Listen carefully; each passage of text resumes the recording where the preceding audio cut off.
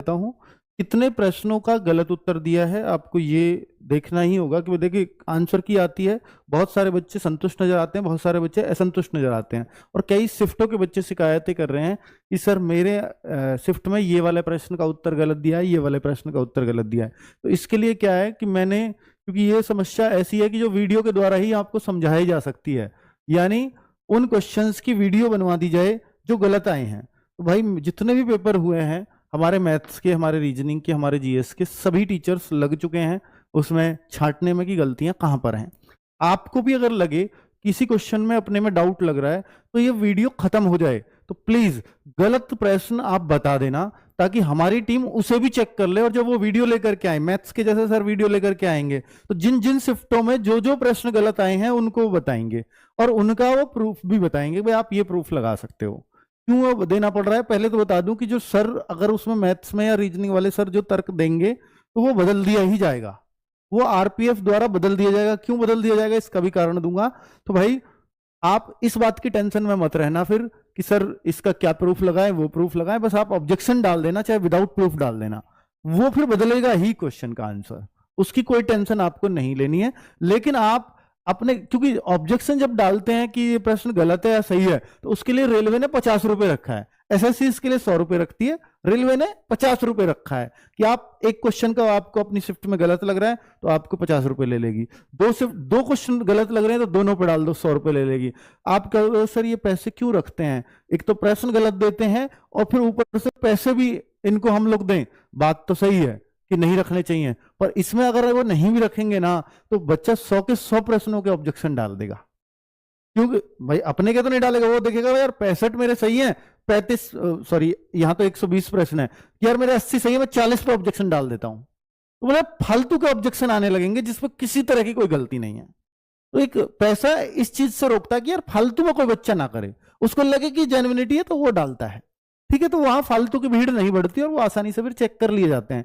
कि जैसे आप मान के चलते हैं कि जैसे 5वां प्रश्न है, इस पे ऑब्जेक्शन आ रहे हैं बहुत ज्यादा, तो सबसे पहले ये डिसेंडिंग ऑर्डर में ही वहां उन्होंने लगाया हुआ होगा और उससे ही चेक किए जाते हैं कि अगर इस 5वें प्रश्न पे सबसे ज्यादा ऑब्जेक्शन आए हैं तो जरूरी सी बात है कि इसमें कुछ गलतियां रही होंगी, तो सबसे पहले ये चेक होगा।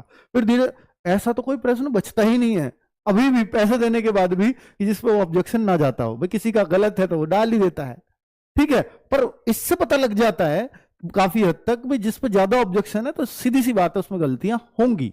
पर ऐसा नहीं है कि ज्यादा ऑब्जेक्शन की वजह से उसको गलत मान लिया जाएगा, नहीं, चेक उसको फिर भी किया जाएगा, ठीक है। चलिए, पर ज्यादा ऑब्जेक्शन वाले पे उन्हें भी लगने लगता है कि इस प्रश्न में गलती है, तो ज्यादा ऑब्जेक्शन डालने का हमेशा फायदा होता है। अगर मतलब कम ऑब्जेक्शन आएंगे तो जाहिर सी बात है उस प्रश्न को बाद में थोड़ी तरजीह कम दी जाएगी। चलो, अब तो इसके लिए हम लोग वीडियो बना देंगे जिससे आपको यह भी पता लगे कि यार मैं अपने 50 रुपए दे रहा हूं तो सही प्रश्न पर दे रहा हूं या नहीं। हम भी अपनी तरफ से ऑब्जेक्शन तो लगा देंगे। और अब आप सोचो कि सर मैंने ना गलती से, देखना बच्चों, ये भी बहुत सारे बच्चों को शक होता है, सर ये 7वां प्रश्न है और मैंने इसका ए लगा रखा है, लेकिन मुझे भी पता है कि इसका उत्तर तो बी है और आंसर की मैं गलती से ए दे दिया, मेरा तो सही हो गया, अब मैं क्यों ऑब्जेक्शन डालूंगा, लेकिन उत्तर मुझे भी पता है यार इसका बी था। तो क्या अब मेरा उत्तर चेंज होगा मैं ऑब्जेक्शन ना डालूं तो? 100% चेंज होगा। अगर इसका उत्तर बी है तो बहुत सारे बच्चे इस क्वेश्चन पे ऑब्जेक्शन डालेंगे, तो भाई ये एक ही जगह फिर बी कर दिया जाएगा, आपका भी बदलेगा, आपका भी बदलेगा। चाहे आपने पहले वो तुक्के से ही सही हो गया हो, अलग बात है। तो ये खुश मत होना कि भाई मेरा तो बदलेगा ही नहीं, अगर वो गलत है तो बदला जाएगा, ये आपको तय मान लेना है, ठीक है। तो भाई वो जो बी वाला है ना, फिर वो जिसने ऑब्जेक्शन नहीं डाला सर उसका भी सही कर दिया जाएगा। ये बहुत डाउट होता है, सर मैंने ऑब्जेक्शन नहीं डाला पर इसका उत्तर बी है और मैं भी बी लगा के आया हूं, तो क्या मेरा सही हो जाएगा? हाँ बिल्कुल 100%। अगर ये चेंज किया गया है तो सभी को इसका नंबर मिलेगा, चाहे ऑब्जेक्शन डाला गया है चाहे नहीं डाला गया। डाउट क्लियर हो गया? चलो ठीक है। ऑब्जेक्शन डालने पर हर प्रश्न के 50 रुपए रेलवे बोर्ड लेगा, ठीक है भाई, आरपीएफ के जाएंगे।